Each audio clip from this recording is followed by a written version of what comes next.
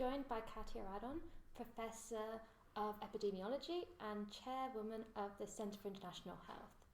So, Katja, what's your background? Oh, my background actually is environmental engineering. That's what I did as an undergraduate. But then I realized, the medical field is so interesting. But to study medicine, I thought, I don't want to treat individual patients. I'm more interested in population health. And that's how I came into epidemiology and studied epidemiology at McGill University in Montreal, Canada. And then came back as an epidemiologist and built up this little unit here at our institute. Very nice, a very interesting background. And what's your research on at the moment?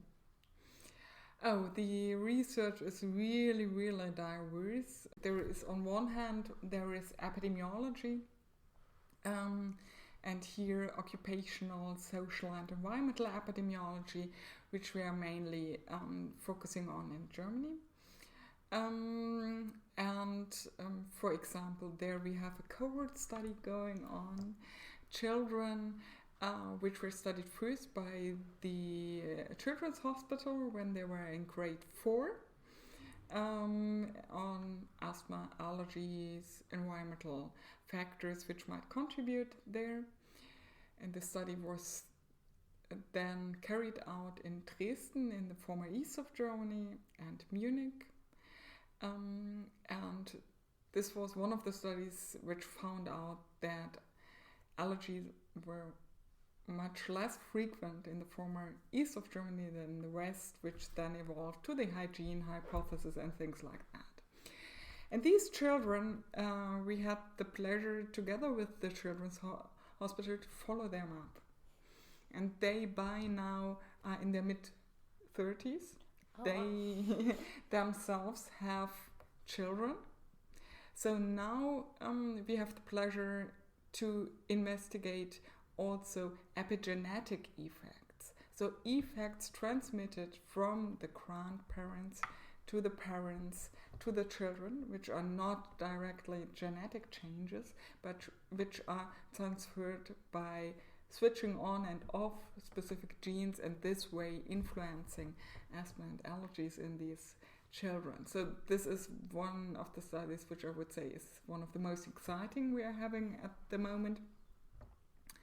So, but this is, I would say, classical cohort study, classical epidemiology.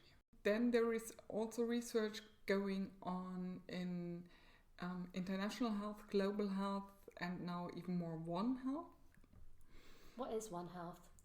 One Health is not to look only on the effect something has on human health, but also take into account the effect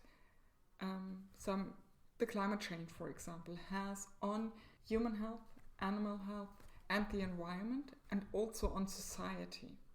To have a more global look at that. And then from this take actions which serve all these diverse species, so to say. And here in this context, for example, we just started a project in which we investigate knowledge, attitude and practices of wildlife trade. And this we do in Latin America. So we have the study is coordinated by a colleague who currently is professor in Bolivia. So there is one study center, the other study center is in Chile, the next one in Brazil, and then we have one in Guatemala in Central America.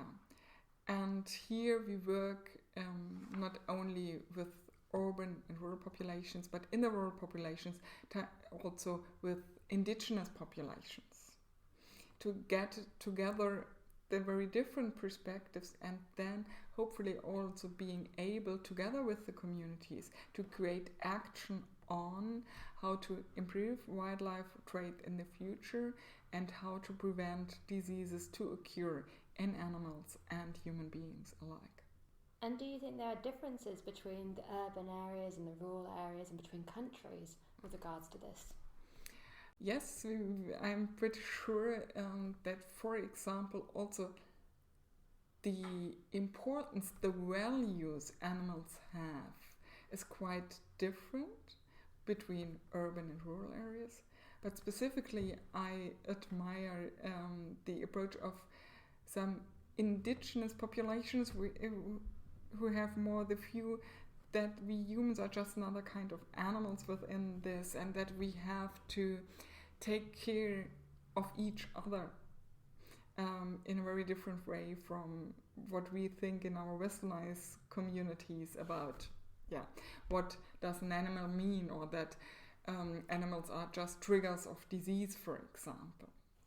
And also by these differences, getting to know the differences, I think we can learn much also for our Western societies, and this way maybe improve our future way of living together with animals, which are actually enriching us and our health. Going back to epidemiology studies, what diseases in particular are you looking at? Well, my main area of research over the years was actually asthma and allergies. It's so interesting, and there are so many different risk factors, and you can look at workplaces and at the environment. Also now climate change, new allergens coming up, things like that. We also can work on protective factors. So this makes it very interesting to study asthma and allergies to me. But also the area of autoimmune disease, I did research on that, when we tried to transfer evidence from allergies into autoimmune disease, which are also regulated by the immune system, as is asthma and allergies. So this is another area. And then what is more and more important over the recent years in occupational medicine, occupational epidemiology, especially also in European countries, is stress and the effects of stress, distress, work overload, and so on mental health. And then how mental health impacts chronic diseases. So where we have like a circle. And then in this context also questions, again, coming back to biodiversity, climate change, One Health, how much we need green space for our mental health, and then how this influences, again, for example, allergies. And what impact can this research have in the long run? Well, it's always interesting and also inspiring that when you start a project, you never know how it ends because you don't know the result yet. And of course, it depends a lot on the result, which kind of impact it could have. So, for example, when I did my thesis at the university, I was working on respiratory health in European farmers. And in this study, we found out that chronic obstructive pulmonary disease are much more common in farmers than in the general population. Before that time, only asthma could be recognized as an occupational disease of farmers in Germany. But thanks to that study, finally, this contributed to that COPD, chronic obstructive pulmonary disease, are now recognized as occupational disease in farmers in Germany. So this is an impact you don't know before, and so at least they get compensation, but at the same time also prevention has started. Another impact also in this line was when we did a literature review on the effects of second-hand smoking in people working in bars, pubs, and so on. Before the some time ago, before when it still was allowed, and that this cause lung cancer in waiters, for example. So this now also is on the list of occupational diseases in Germany, thanks to this literature review we did and other studies people did. So that's one thing. Then another example where we have been indirectly involved and where I then, as an epidemiologist, always give the task after our studies to those microbiologists, clinical researchers, and so on, where the observation that farmers' children have less asthma and allergies than the general population now